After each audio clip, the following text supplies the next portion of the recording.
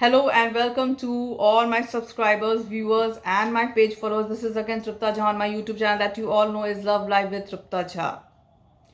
और हमने 3 vlogs discuss कर चुके हैं हम लोग कि have a very new life.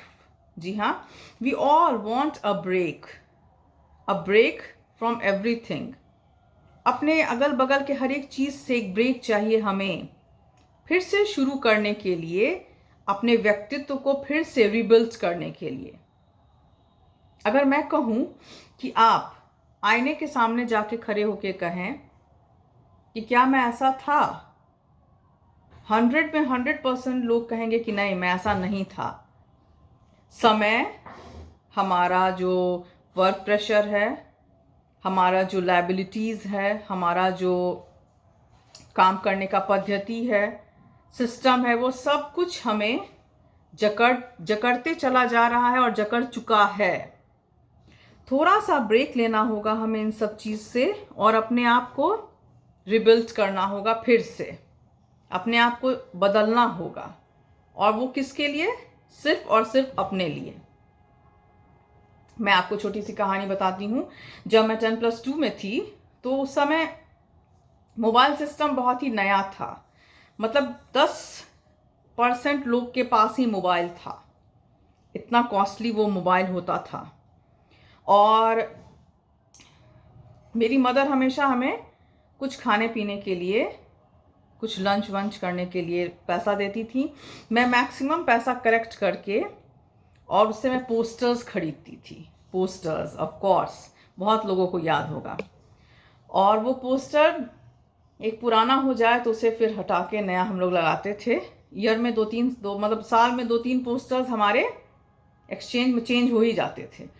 और उसमें जो एक पोस्टर बहुत इंस्पायरिंग था मेरे लिए, इतना खूबसूरत सा था. उसमें एक पेड़ बना हुआ था और उसके ऑपोजिट एक छोटा बच्चा खड़ा था. वो उस पेड़ को कंटिन्यूसली देख रहा है.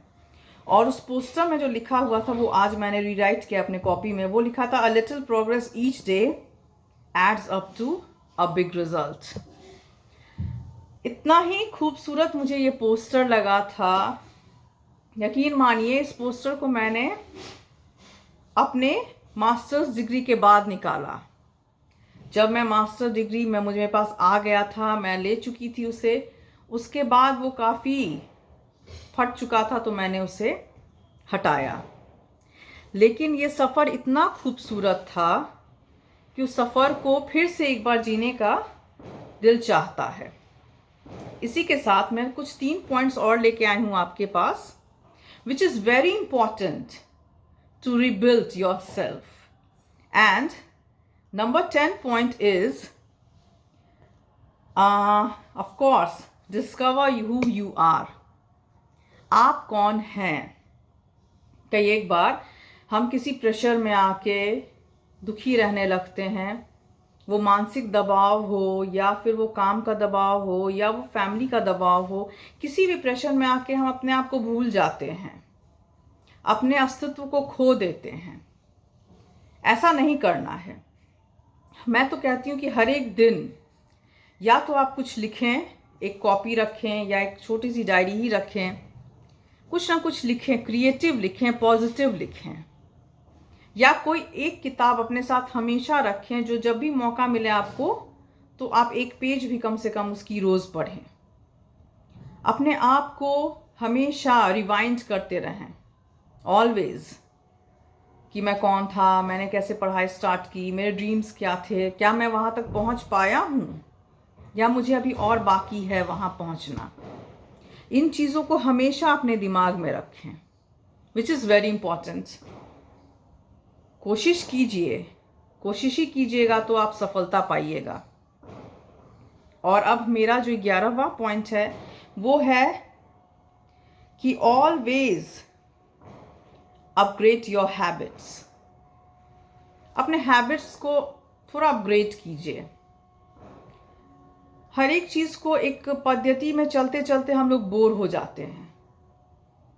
नाउ फॉर एन एग्जाम्पल, अगर हम एक ही मार्केट में हर एक वीक में एक बार या फिर मंथ में एक बार जाएं तो वहाँ सब कुछ दिखता दिखता वो भी जगह हमें बोरिंग लगने लगता है.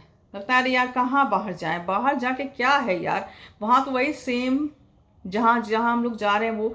तो हमेशा एक चीज़ को रेगुलर ना करके छोटी छोटी चीज़ों को अपग्रेड कीजिए, अपने हैबिट्स को अपग्रेड कीजिए, अपने फ्रेंड्स को अपग्रेड कीजिए, यानी अपग्रेड कीजिए हर एक उस चीज़ को जिससे आप अटैच्ड हैं। हैबिट्स अपग्रेड का यहाँ मतलब है कि अगर आपका हैबिट गार्डनिंग है, अगर आपके हैबिट्स में राइटिंग है तो कुछ पढ़ने की कोशिश करें। अगर आप पढ़ते हैं तो कुछ लिखने की कोशिश करें। अगर आप सेम न्यूज़ चैनल देखते हैं, रोज़ आपका हैबिट है कि मुझे ये करना है, तो उसे भी चेंज कीजिए, because change is very important for every person.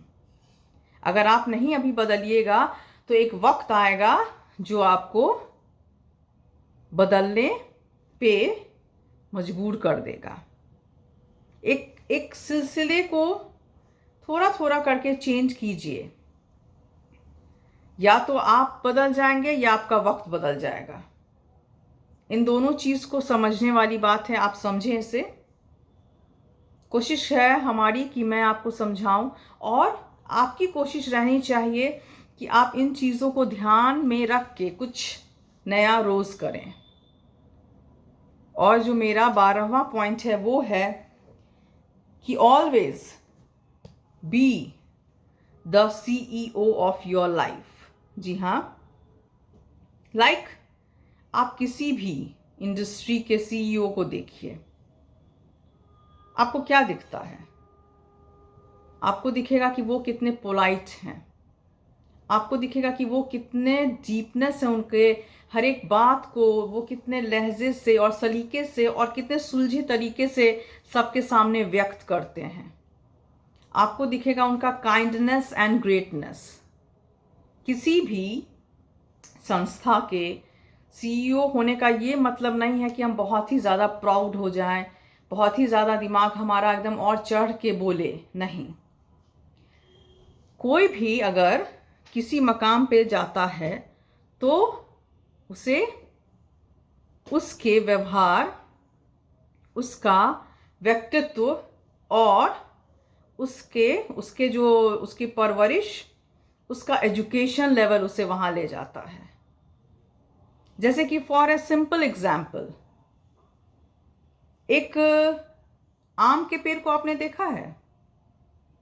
जो आम हम बहुत ही प्यार से अपने लिए लेते हैं, हमारे पेड़ जो हैं वो हमें, जब आम किसी पेड़ में लगा रहता है तो वो क्या स्ट्रेट रहता है? नहीं, वो झुका हुआ हो जाता है। यानी कि उसमें उतना गुण है कि वो आपको वो मिठास दे सके एकदम बिल्कुल झुक के। सेम हियर, कि आप अपने जीवन के CEO को हमेशा जागृत रखें। कोशिश कीजिए कि हम जिस पोस्ट पे हैं, हम जहाँ हैं, वहाँ सिर्फ और सिर्फ हमारा नाम नहीं होना चाहिए। हमारा एक व्यक्तित्व, एक छाप ऐसा वहाँ में हमेशा रहे, वहाँ हमेशा एक छाप की तरह हमें वहाँ छप जाए। बिल्कुल, देखिए आपका लाइफ कैसा चेंज होगा। आप अपने जीवन के पहले CEO बनेंगे तभी कहीं और के भी, जिसमें कि इम्पोर्टेंस हमारा रहेगा बिहेवियर, हमारे बोलचाल का तरीका, हम किसी से मिलते हैं तो कैसा व्यवहार करते हैं। ये 3 पॉइंट आज का आपको कैसा लगा? कुछ और पॉइंट्स के साथ बहुत जल्द आऊँगी आपके सामने। टिल देन, सी या।